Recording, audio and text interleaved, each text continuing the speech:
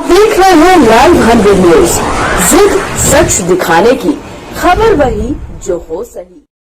मध्य प्रदेश शासन के ऊर्जा मंत्री प्रद्युम्न सिंह तोमर ने शहर विकास के विभिन्न बिंदुओं को लेकर चर्चा की। उन्होंने कहा कि ग्वालियर के विकास के लिए प्रशासन के अधिकारियों के साथ मिलकर हर संभव प्रयास किए जाएंगे। तोमर ने कहा कि शहर को स्वच्छ और साफ बनाने के लिए आप सभी को साथ देना होगा।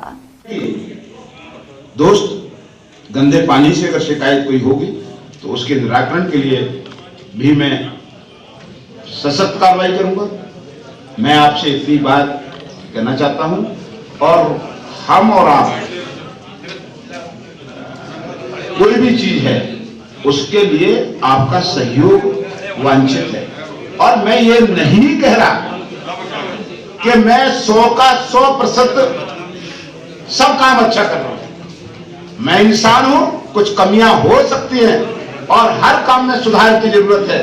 और मैं चाहता हूं कि वो सुधार आप मेरे भाइयों, मेरी शुभचिंतक को, इस शहर के हित में मेरी कमियां हैं आप मुझे बताएंगे, मैं सुधार करूंगा। मंत्री जी, पहले भी आप जो है खंभों पे चढ़ के गरीबों के बिजली कनेक्शन जोड़ा करते थे। अब जब बिजली कनेक्शन गरीबों के कट रहे हैं तो उसमें क्या करेंगे आप देखिए कि जो बिल में त्रुटि होगी उसमें सुधार होगा, हम सुधार करेंगे।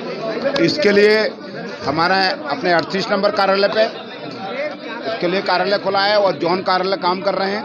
ऐसी शिकायतें आपके पास होंगी, उनको हम विश्वास के साथ दूर करेंगे और भविष्य में ऐसी पुनरावृत्ति ना हो उसके लिए भी हम काम करें। दूसरा सार्वजनिक रूप से जो है होर्डिंग लगाकर लोगों को अपमानित किया जा रहा है बिजली विभाग द्वारा, जिनके 20-30 हजार के बिल हैं।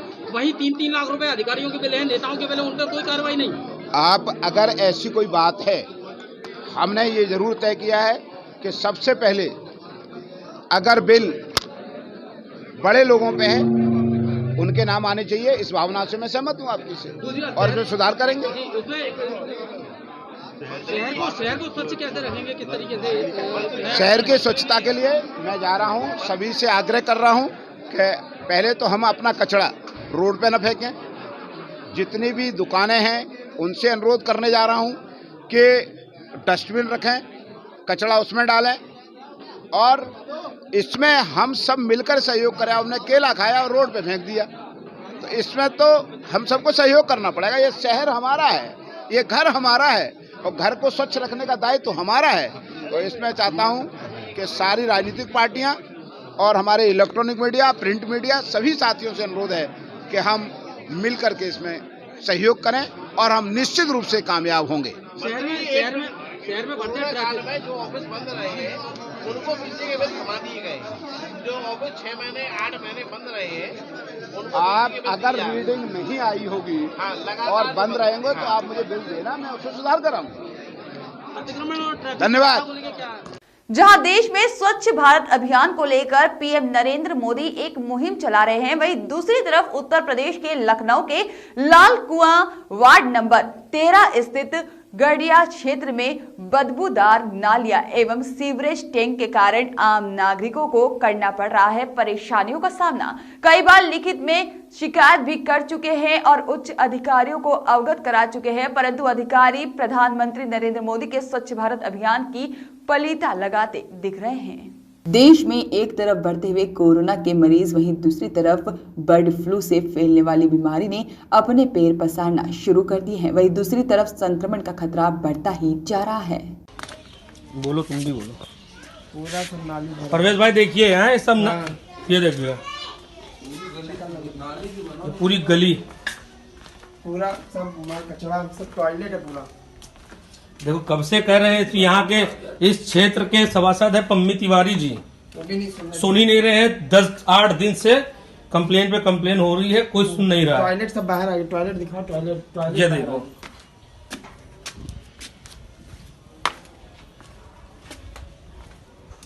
पूरा सब भरा हुआ कुछ हो नहीं गया। ये सीवर लाइन अतिक्रमण भी रखा हुआ है, जब से गली बनी है कोई उठाने नहीं आया यार।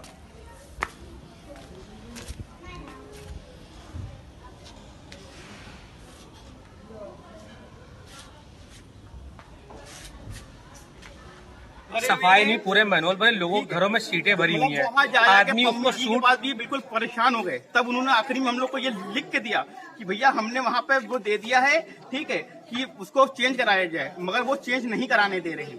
हम लोग ने नगर आयुक्त को ये दिया, उनका पूरा पहली बात तो जो पम्मी तिवारी जी है वो सभासद से लिए गए, ठीक है, उन्होंने ये रुद्र वाजपेयी नहीं जो एसएन है एक्शन अवनीश श्रीवास्तव को ये दिया, उनको दिया है। वो बोले कि हमने वहाँ आगे पहुँचा दिया है, मगर कोई कार्रवाई नहीं हो रही है, कोई कार्रवाई नहीं हो रही है।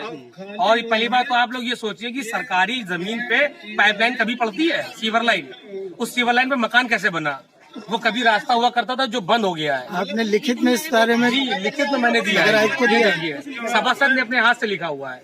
देखिए उनकी मोहर लेटर सब है, पूरा ओरिजिनल नगर आयुक्त का जमा है। अभी तक की उस पर कोई कार्रवाई नहीं हुई है, बस सफाई कर देते हैं और 2 दिन बाद फिर भर जाता नाला।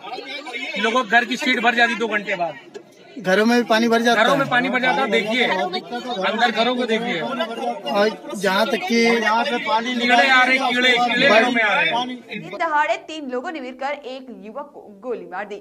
गोली युवक की जांघ में लगने से वह घायल हो गया, जिसे इलाज के लिए जिला अस्पताल में भर्ती कराया गया है। इस गोलीबारी में एक घर के बाहर बैठी महिला भी घायल हो गई है। वहां पर हमलावर सीसीटीवी कैमरे में कैद हो गए हैं। हालांकि पुलिस इस घटना के पीछे मामूली विवाद बता रही है। मामला कोतवाली थाना क्षेत्र के परिणय होटल के पास का बताया जा रहा है। हमेशा अपनी बातों से विवाद में रहने वाली सांसद प्रज्ञा ठाकुर ने अब राहुल गांधी पर तंज कसते हुए नाम लिए बिना कहा कि राहुल गांधी को भारतीय संस्कृति के बाहर का बताते हुए इनका कोई भी इतिहास नहीं है। ये वो विधर्मी लोग हैं जिनकी कोई संस्कृति नहीं है। जिससे कोई लड़की शादी नहीं करना चाहती है तो जिसकी माँ इटली में बैठकर अपनी औलादों को पीएम बनाने के सपने देखती है, वही लड़कियां भी राहुल गांधी का मजाक बनाती हैं। प्रज्ञा ठाकुर ने किसानों सहित सैनिकों के नाम होते हुए बयानबाजियों पर राहुल गांधी पर कहा कि भाजपा सांसद साध्वी प्रज्ञा ठाकुर ने जब देखो तब सैनिकों का अपमान हो जाता है। किसान अन्नदाता है और सैनिक देश की सीमा पर खड़े होकर देश की रक्षा करता है और उनकी भूमिका देश की रक्षा करना है, इसलिए वह देशभक्त है। सांसद प्रज्ञा ठाकुर ने दिल्ली में हो रहे किसान आंदोलन में कांग्रेस की भूमिका पर राहुल पर नाम लिए बिना कहा कि किसान का काम खेती किसानी और हमारा पेट भरने का है। हर किसी का अपना अपना एक स्थान और श्रेष्ठ स्थान होता है। हर किसी के दिल में राष्ट्र के प्रति सम्मान की भावना होती है, लेकिन ये दो मुँहे लोग जो कहते हैं कि किसान जरूरी है, किसान सही है, तो हमें सीमा पर सैनिकों की आवश्यकता नहीं है। इसकी परिभाषा क्या है? अब एक ही तरीका है जिसके पास कोई विवेक, बुद्धि और ज्ञान, कोई गणित, कोई इतिहास, संस्कृति, कोई धर्म नहीं है। ऐसे विधर्मी व्यक्ति कुछ भी बोल देगा। हर कोई चाहता है, प्रधानमंत्री हर कोई बनना चाहता है, पर होने लायक हो तो जब देखो तब सैनिकों का अपमान हो जाता है। किसान किसान है, किसान अन्नदाता है। सैनिक देशभक्त उस प्रकार से है कि वो देश पर खड़े होकर अपनी जान को न्यौछावर करके देश की रक्षा करता है, इसलिए वो देशभक्त है और उसकी भूमिका देश की रक्षा के लिए है। किसानों की महत्ता खेती और किसानी और हमारा पेट भरने के लिए है। हर किसी का अपना अपना एक स्थान और श्रेष्ठ स्थान होता है, उसमें उच्चतम राष्ट्र के प्रति समर्पण की भावना होती है। लेकिन ये मुहे लोग जो कहते हैं किसान जरूरी है, अगर किसान सही है तो हमें सीमा पर सैनिकों की आवश्यकता नहीं है। मतलब क्या? तेरी परिभाषा क्या? कुछ समझ में नहीं आता। अविवेकी व्यक्ति जिसके पास कोई विवेक नहीं, जिसके पास कोई बुद्धि नहीं, जिसके पास कोई विवेक ज्ञान नहीं, जिसके पास कोई गणित नहीं, जिसके पास कोई इतिहास नहीं, जिसकी कोई संस्कृति नहीं, जिसका कोई धर्म नहीं, ऐसा व्यक्ति, विधर्मी व्यक्ति कुछ भी बोल लेगा। हमारे देश के बच्चा हंसता है। एक टीवी किसी चैनल ने दिखाया कि लड़कियों के पास, कॉलेज में पढ़ने वाली लड़कियों के पास गए, क्यों? ऐसे व्यक्ति से शादी करोगे क्या?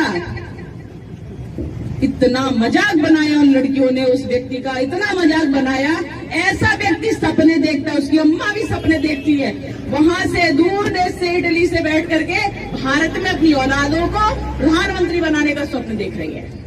क्यों भैया? ये सनातनी राष्ट्र है, यहाँ राष्ट्रभक्ति पैदा नहीं की जाती है, प्रारब्ध से आती है।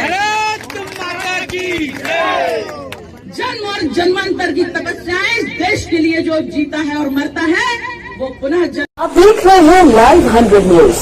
जिद सच दिखाने की, खबर वही